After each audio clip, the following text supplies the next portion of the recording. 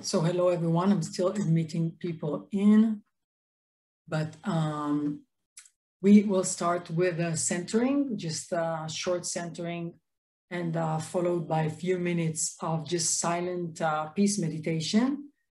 So we'll be able to just connect to our center and just set our intention for this beautiful opportunity to be together. We just completed like 1 hour with people from Israel in Hebrew. It was absolutely mind and heart blowing. So, I don't know what else to expect already being, in this state of being together, but we'll take it from here. So you're welcome to join this space. Already got so much energy from the forgiveness from people who shared here in the last hour. So let's just take a few minutes, close our eyelids. And I'll just call for us, dear Mother, Father, God.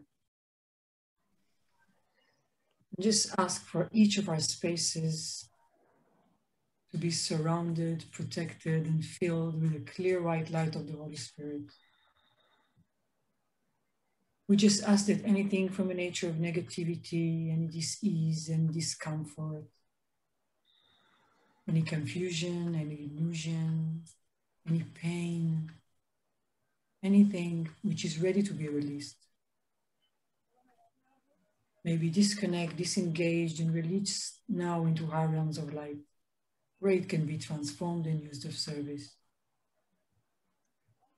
And we just ask that something from an equal or greater value will be put in its place for our highest good and the highest good of all concerned. We just want to express our deep gratitude for being here together in this time of creation, this historical time. We give our thanks for the creativity, the security, the support, the loving, the friendship, the learning. We're just so very grateful for the opportunity to participate in this creation. And we just ask to release any judgments, any misinterpretations of reality, anything at all which can be released at this time. We let it go. And we'll take a few minutes just to send our peace and healing to people that we care for, to our countries, and to anywhere in the world that is in need of healing and peace. Just from our hearts, the column of light,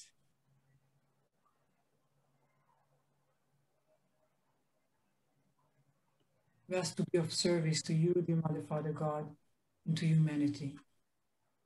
And we'll just take a few minutes to be in that.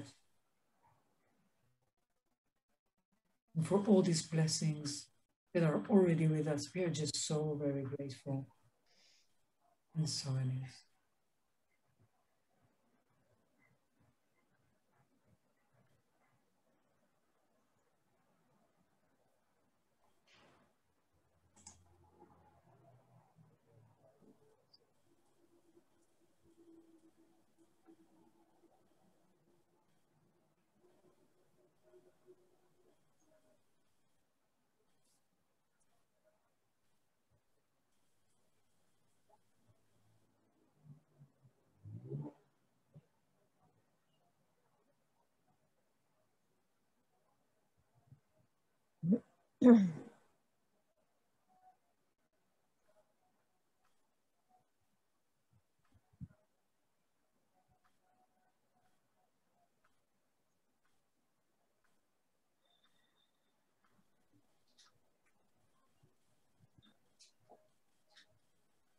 So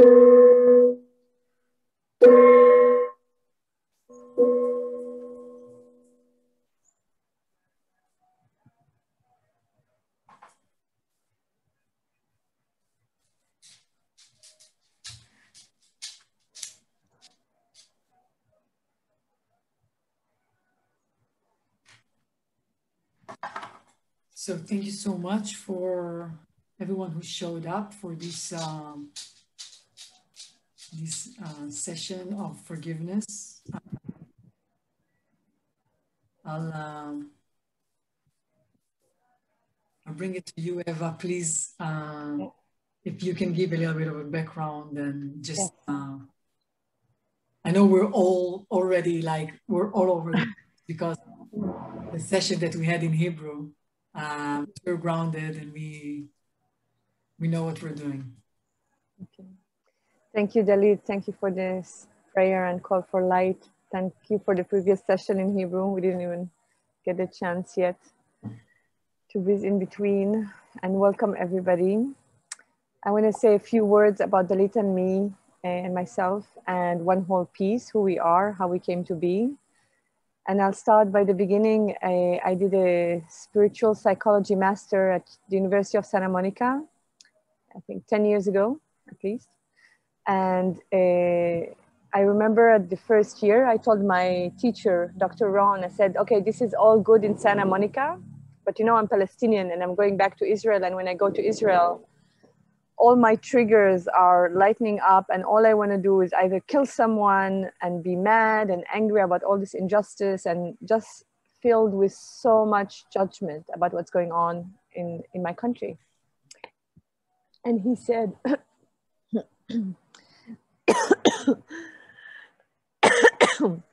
I love that after my country, suddenly I choke. And he referred me to Dalit. He said, okay, I have a person for you to meet there. And that was Dalit Eliyahu, that did the master as well a few years before. And I remember the first meeting, what was very powerful was the fact that Dalit and I met on a level of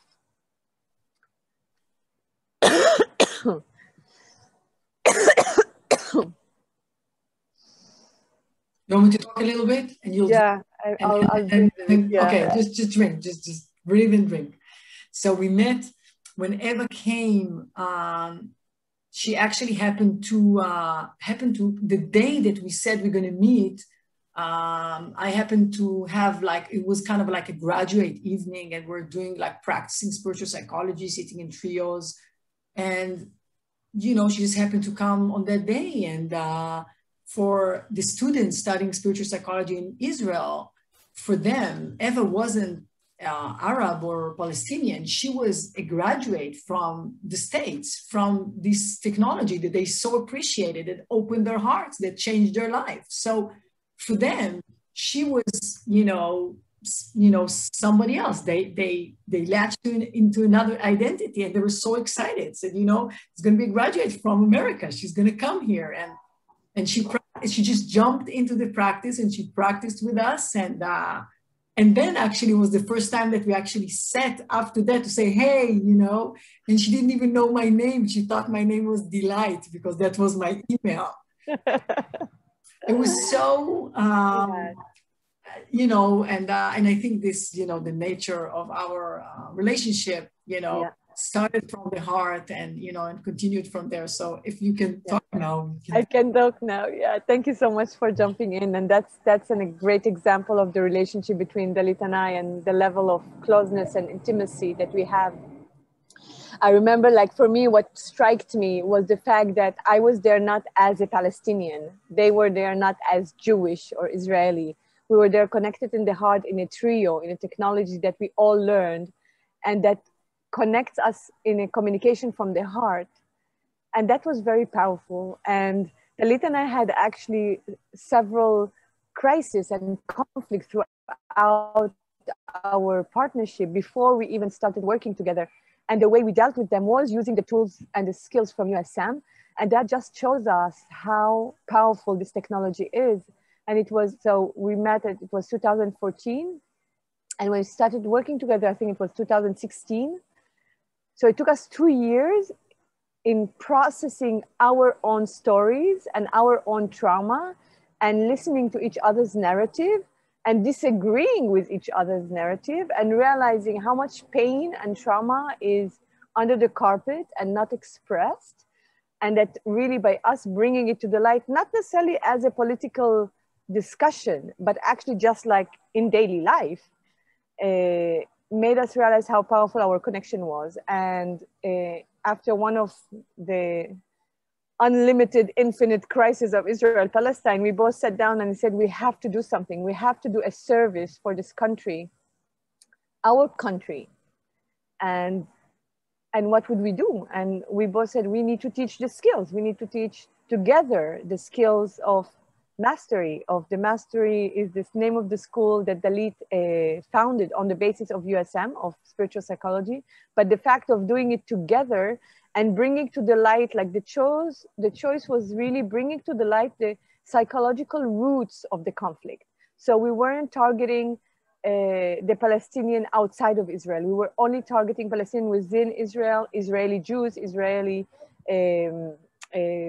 Druze, Arab, like all the citizens of Israel, because for me, from my perspective, there was such a misunderstanding about what's going on in Palestine and the fact that we are actually one people, that the Palestinians in Israel are actually connected to the Palestinians in the occupied territories, that I have family in Gaza, in Shechem, in Nablus, in Khalil, that it's not like these are our Israeli Arab that with whom we are like kind of accommodating, and then there's the Palestinian with whom we have war, or that we're occupying, or that we're not occupying, but that they are like fighting us, and that we need to protect ourselves. And I think what's happening now in Israel is like actually bringing all of this to the surface. It's bringing all the issues that were hidden and all the separation between the different religion, the different position, the different ethnic group. Suddenly we're all connected. We're all in war. And the only space that is available for us, and that's why we invited you today, I believe, is the space of the heart. And in the space of the heart, it's Rumi says, out there in the field, between right and wrong, there's a field, I'll meet you there. This is where we're inviting you. We're inviting you to a field where there's no right and wrong, no good and bad. There's a field where everybody, each one of us, Palestinian, Israeli, Jewish, and Muslim, and Christian, and Druze, and Cherkassi, and all the different ethnic groups in Israel and Palestine, they all want peace. They all want to live in peace. And they're blaming the other for not wanting that, but it's not true. So we came with this idea of like, let's host this hour in Hebrew and Arabic. We would have loved to do it in Arabic as well. Actually, I just said in Arabic, in English and Hebrew, and we would love to do it in Arabic and say, I'm sorry, really ask for forgiveness. Me from Dalit and Dalit from me. But before that, to understand that we cannot forgive the other without forgiving our own self, without having compassionate self-forgiveness. There's no way we can forgive the other. And for me, what happened last year, I lost my eyesight. That's actually why I have these glasses on in this meeting. And I lost my eyesight after I sent a newsletter where I said that my vision 2020 is to see peace in the Middle East, and that compassionate self-forgiveness will become our weapon. And I lost my vision. Like vision 2020 was with no vision, actually. And for me, it was so symbolic that what it gave me, actually, it's a blessing of I cannot actually see the outside reality so that I can tune into my inner reality, my inside, my heart, and connect with no judgment to the compassion and self-forgiveness for all the judgment that I personally had and all the judgment that are put on this country, on this land. And that's what we're inviting you to do. We're inviting you to really not see reality as is being spoken, and connect to your heart and listen from there and make your choice from there. So I'll pass it to Dalit to explain what is compassionate self-forgiveness, and she will model that, and then we will both do it to each other, and whoever wanna participate and practice it.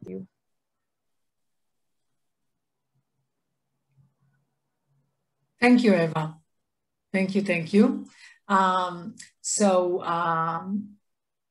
You know, Eva was sharing about how we met and what we've been through. So I think we found out and we understand, as we understand it, I should say, the root is human emotion. It's not, you know, it's not the story, it's not the land, it's the fear, it's the anger, it's the, you know, the ignorance of how to deal with that. Like, we as humanity, we're having a hard time, you know, like dealing with what we call like negative emotions, you know, or unpleasant feelings, you know, it's unpleasant. So we're not, you know, we don't want to deal with them. And I was sharing with Eva that, you know, I was watching the news in this very surrealistic situation where we're actually sitting in the safe room. You know, I'm sitting in the safe room talking to you. So, you know, my office is here regardless, so that's convenient, but, you know, there might be an alarm. So if there will be, then we can continue the session and I can still protect myself from missiles. Which is, you know, living in Tel Aviv is very surrealistic. And I was sharing with Eva, you know, that, you know, one of the challenging things that we had in our process was not the, you know, what we're going to teach or how we're going to teach it, or not even our friendship, because we were already friends and we were very close. I think the challenge was that Eva had a different story and it was, you know, poking me, and my story was poking her. So we decided to drop the story, which was a huge, you know, move. And like Eva shared, we understand that we as humanity, every one of us, we need to go through that healing of, you know, of negative emotions, and we need to let go. And we know that self-forgiveness is an amazing tool to do that. And, you know, and I'll just share that, you know, I was watching the news and they were saying that, they were explaining that, you know, they're trying to kill these, you know, the bad people, like the main, like terrorists, and they're mentioning their names and everybody knows their names. And, you know, all the Israelis know who the bad Arabs are and they're looking for them, and such a narrative of, you know, of war.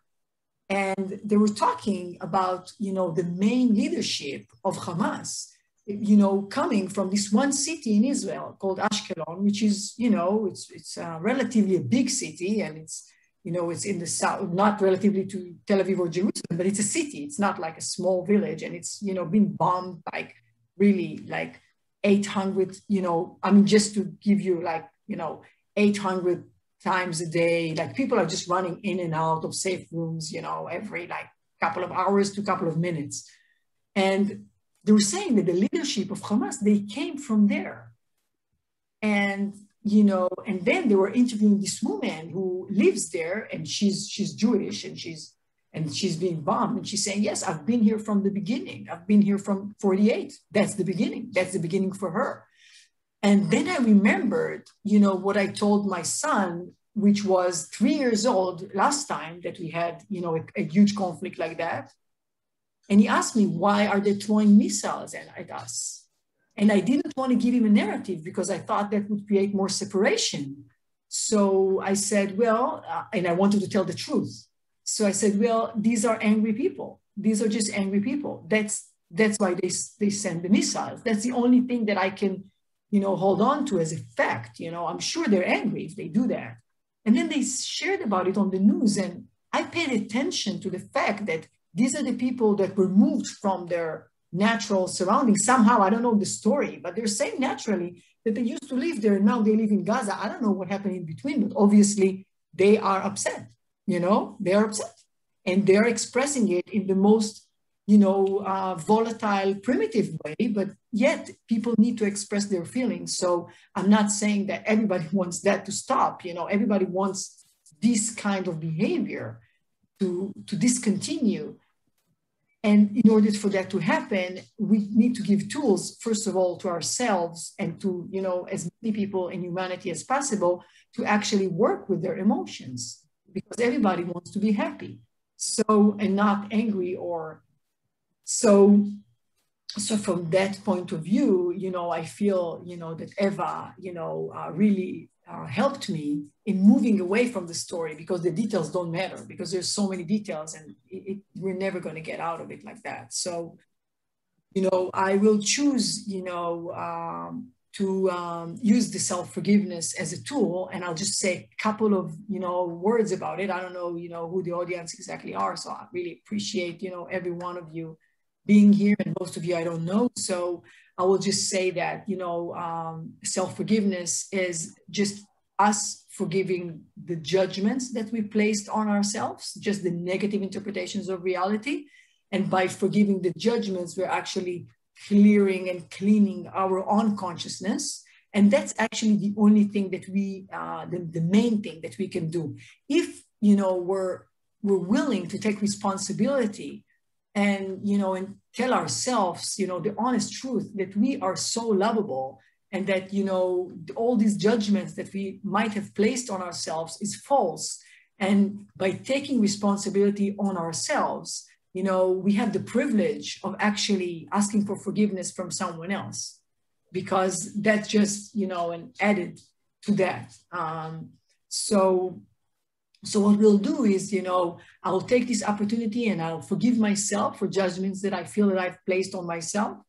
And then, you know, I will see what comes up, you know, for Eva. Eva and I had been, you know, in this process going through, you know, many times where we felt like a lot of energy coming through us. And we understand that, you know, by just being willing to say our truth in our language, in, you know, whatever, in our heritage, it supports the rest of the community, you know, energetically. And we know that, yeah, that, you know, that works. So I'll just start, and then, you know, can think about yourselves, you know, what are the judgments that you're placing on yourselves? And if you have someone, you know, in your life, somebody, it doesn't matter, it could be something personal, it could be some, you know, some general action or whatever that you would want to ask for forgiveness for, then, you know, hopefully we'll have an opportunity to give, you know, as many people as possible the opportunity to do that. So I'll just connect to my heart.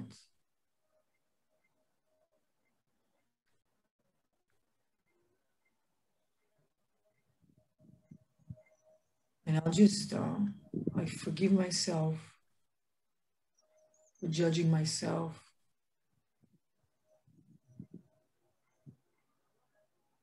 As racist. I forgive myself for judging myself as ignorant.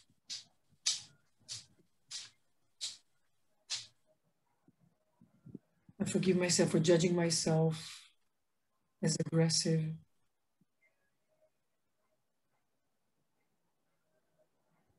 Forgive myself for judging myself as weak.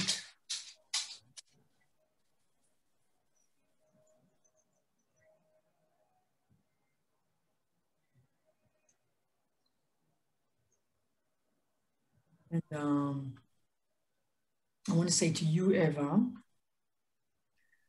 that I really want to take this opportunity and ask for forgiveness, you know, for anything that has happened, you know, in the name of my leaders, that created any pain for anyone from your family, for anyone living in Israel before 48, or just being involved in this, you know, action of, you know, us Jewish, you know, creating our country and maybe inflicting pain on others. You know, and I really ask for forgiveness, even though I didn't personally do that. I feel that, you know, somebody needs to say, I'm sorry. And I'm so sorry for that. Like, I'm so sorry for any acts of violence, for anything that, you know, has been done just from one human to the other that inflicted pain and created suffering for the other. All I wish for us is to love each other and to just support each other. We are brothers and sisters. We are. So thank you. Thank you, Dalit. Thank you so much. I'll also start with self-forgiveness, and I forgive myself for judging myself as unworthy of peace and freedom. I forgive myself for judging myself as stupid for believing in peaceful solutions. I forgive myself for judging myself as ignorant and unconsiderate of other people's pain. I forgive myself for judging myself as unworthy of love and harmony. And I give thanks to the peace and freedom that already exists and is available to me and all those around me. And to you, Dalit, I ask for forgiveness in the name of the Palestinian. They speak in my name, and I will speak in their name as well. They didn't ask me to speak in my name, and I don't ask them to speak in their name. So I represent only myself. But in the name of the Palestinian story, I ask forgiveness from you as Jewish for having not acknowledged the trauma of the Jewish people. I ask for forgiveness for ignoring your own story and dismissing it. I ask for forgiveness for this competition of suffering and victimhood. We don't need that competition. We are both victim and we're both wounded. And we can both choose to be free from the drama and heal our trauma. So I ask for forgiveness for creating so much drama and so much violence and so much tension. Please forgive me. Please forgive me. Thank you. Thank you, Eva.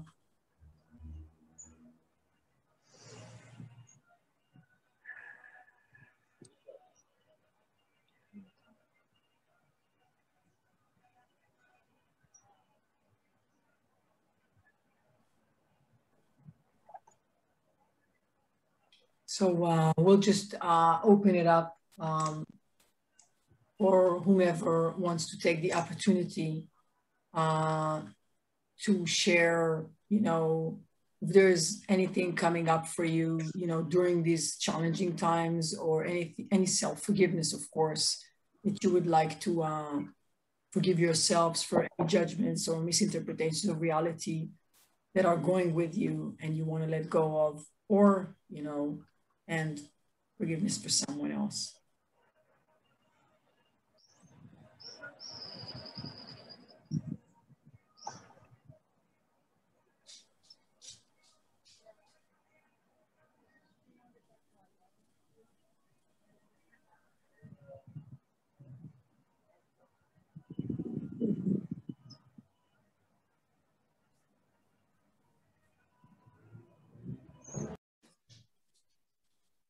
I can go.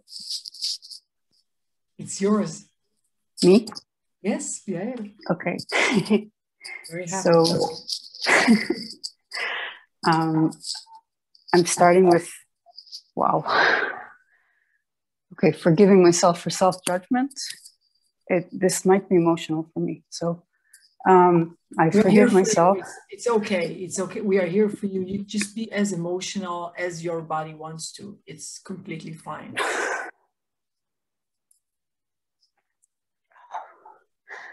I forgive myself for judging myself for leaving Israel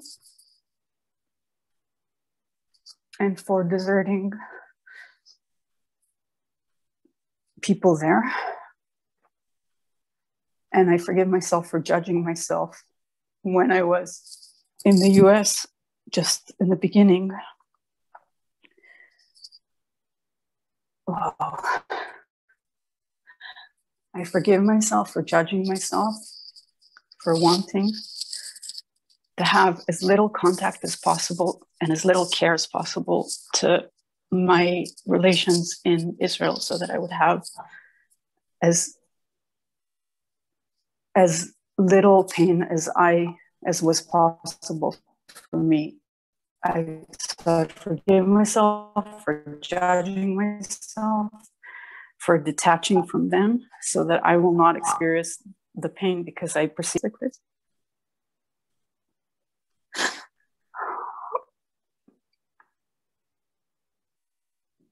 And I forgive myself for judging myself for doing nothing every time that there was a conflict, every time there was an escalation of the conflict.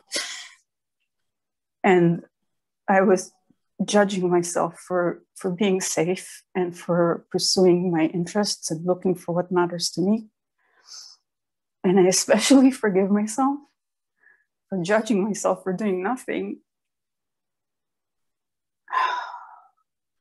when what I was actually doing was listening to, in the US, from the safety of the US, I was listening to people around me who were Arab, to their stories and how they were seeing Israel at a time of conflict. So I forgive myself for judging myself, for thinking that that was nothing, that was like meaningless, and that I was not doing anything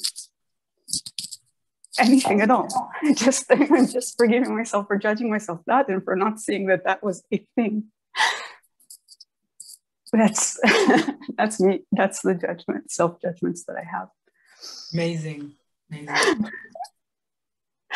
And only in the conversations that you were having in the Hebrew section, I realized that, wait, that's not the nothing thing that I was doing. So that's the self-judgment.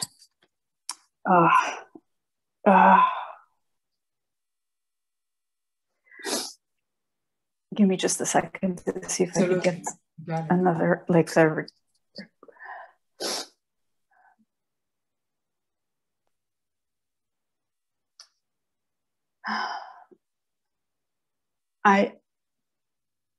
This is what's coming. I ask forgiveness from the relatively right-winged part of my extended family for judging them as being stuck to their stories, and for blaming them for caring about like Israel's identity and Israel's military power, and for retelling the stories. I just forgive myself for judging that, and I forgive myself for like just dismissing the fact that my grandfather was killed in 1948 in the fighting that made. I forgive myself for like not realizing what a huge thing that is, and like why people would want to continue to like, why it's alive in them, and that why they would continue to like to tell stories.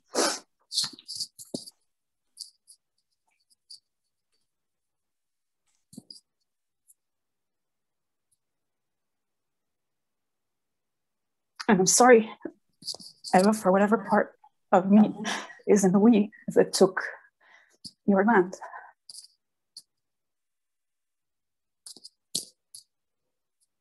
And I'm sorry that we didn't know any better.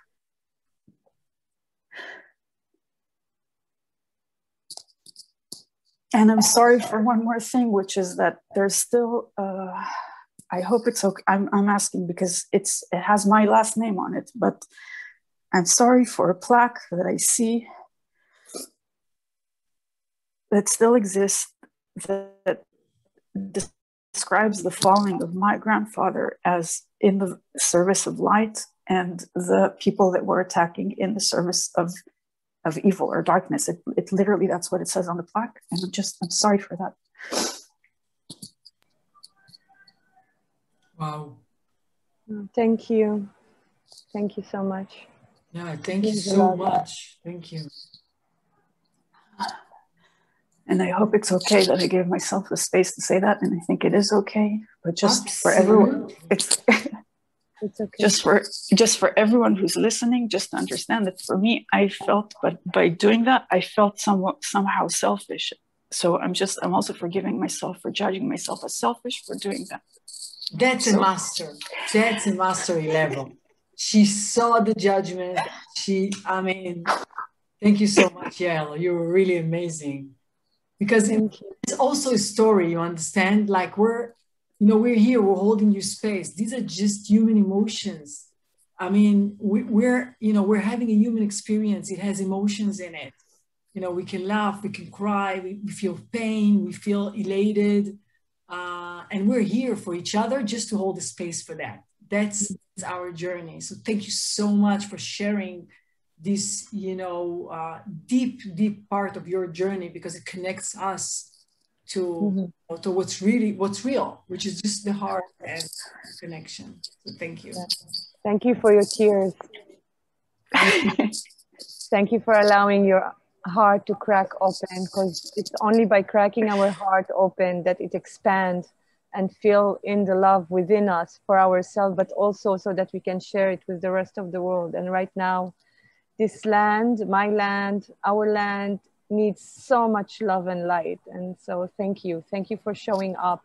That's all we can do. We can only show up and be in our heart and cry the tears of frustration and offer forgiveness. So thank you. Thank you so much. Susan, did you want to speak? Yes, please. Thank you so much for doing this, because these last days I felt a kind of a hopelessness until my daughter, who went to the University of Santa Monica with you, showed me your post and said, this is the answer. But I forgive myself really for many things, but two specifics here. Firstly, for feeling that I don't have the entitlement to love Israel as much as I do, because I'm not living there, because I'm not there watching the bombs come over, that I've only been there on the end of a phone when my dear friend in Khazaria called me to say, Scuds are coming over. So feeling incredibly guilty that I'm loving Israel, but not taking any of the pain that way. And also I forgive myself for judging all the right-wing people who will not listen, but specifically for blaming myself that if I was only smarter, if I could only come up with the right words, they would see not only that Israel's and Jews are suffering, but what the Palestinians are enduring, what level of lack of hope the young people have. And I will continue to try, but I forgive myself for not being able to change anyone's mind, because this thing is much bigger than that. Thank you. Thank you. This is very profound, really profound what you're sharing. Thank you.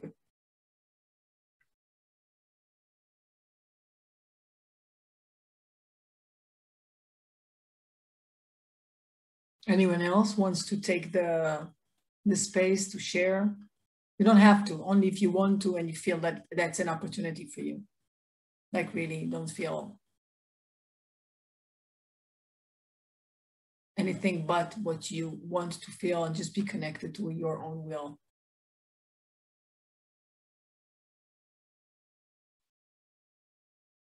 So I'll just take, a couple of minutes to just talk about the intention and the greater power that we have now. And if anyone during these, few minutes, whenever I may sum up the session, anything comes up, just raise your hands, and, there's time, we'll give you the space. I want to talk about taking personal responsibility. And I really want to ask, each and every one of us to take personal responsibility for our own negative emotions, for our own judgments, for our own misinterpretations of reality. And really, as we do that, and if we're successful, for whatever energy we have to allow other people to be in safe spaces so they can do the same, just to love the others, that can be, anyone. I'm not talking necessarily about, a specific conflict, or I'm just talking now, I'm broadening now the spectrum. Israel is now, really, I think, is laser on a huge, chaotic situation. But we see the light. We see that, this is just, it's been, building up. We feel it in Israel. It's been building up. It's, we're talking now, and we've been through this vicious cycle of just, victimhood of like Eva is sharing, like, competition of who's suffering more and gaining more attention and more drama and maybe more other things, but we don't want that. And in order to get away from this cycle, we're just, asking ourselves to forgive ourselves for the judgments, to take personal responsibility for our choices. And from that place, to do our best to be there in brotherhood and sisterhood for our own fellow beings, regardless of their choices, their skin color, their heritage, for as long as we're there for ourselves first, because, that's how it works. It just works from the inside out. So just, whenever we feel that, stomach, kind of like crunching and our heart breaking, and we just tell ourselves it's human, it's a part of the human experience, dear heart, dear stomach, what are you trying to tell me? Where can I heal, another wound of mine? Because that's how I'm going to contribute to humanity. And I think that sums up, the nectar of the process that, Eva and I are going through for the last, well, me already, for maybe, I don't know, 20 years, almost 20 years that I graduated. And, just for us to be strong and to remember that our vulnerability is our power, and that, the old world is old news, and to, work with hope and work with compassion and work with forgiveness, and utilize these tools and these energies, because this is who we really are. We really are heart-centered beings. We are not, just supposed to use our mind, because that's too, conflictual. It doesn't work like that. Between us, we are one, we are together. So thank you so much for everyone who shared, a piece of their heart, because that's what makes it, more powerful for each and every one of us. Just, to be able to be there for each other, and to, to just hold space for each other. And, and I think, that's what I have to say to sum up. I'll give it to Eva to end the session. Thank you, Dalit. And we like to say, bring your piece to peace, like a piece of something. I feel like very often it's so, we are stuck in a place of helplessness, because we feel there's nothing we can do, and we judge ourselves on the fact that there's nothing we can do, or that we can't find something to do. And I remember Dr. Ron, my teacher at the USM, said, if you can be a peace activist, be a peace activator. And that's what I invite you to be. I invite you to be a peace activator by holding space and holding the light within you. Me being a peace activator and Dalit being a peace activator means that we're only working on finding peace within us when we get triggered, and when we're upset, and when we're frustrated. I mean, I have my family in Jaffa, I have my family in Gaza, I have people that are being killed. And I'm every day, like, I wake up and I have to make that call of like, are you guys okay?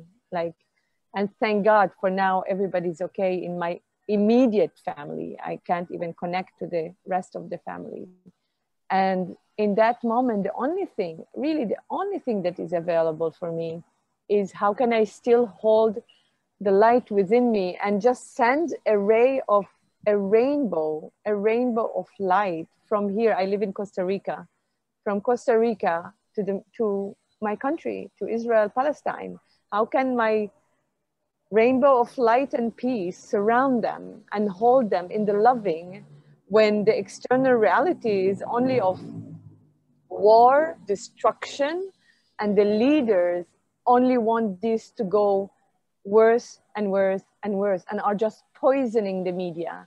And so I have actually a request. My request is like, stop the drama, stop listening to the media and listen to your heart and know that if we are here as spiritual being having this human experience, and this human experience is inviting us to choose, to really choose, how do I want to deal with this conflict? How do I want to deal with this war that is coming up to my screen or to my door?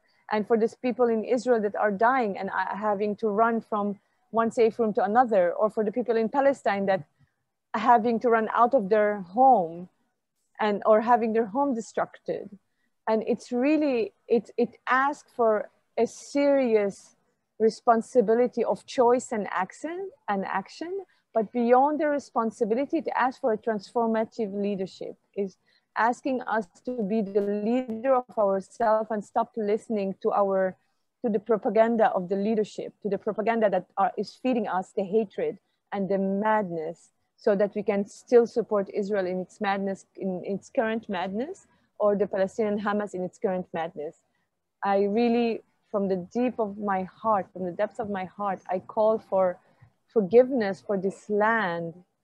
I ask forgiveness from the land, because this land is hosting so much hatred, and this beautiful holy land, this land that is referred to a land of milk and honey, that right now has only blood on it, that we send love and light to this land, and we pray and we give thanks to the peace and freedom that is available for us, that is there, and it's for us just to allow it, to praying for grace.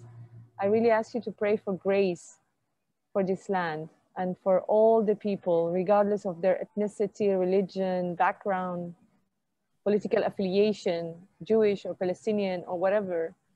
Pray for grace for this land and for these people. So I'll stop here. Thank you so much.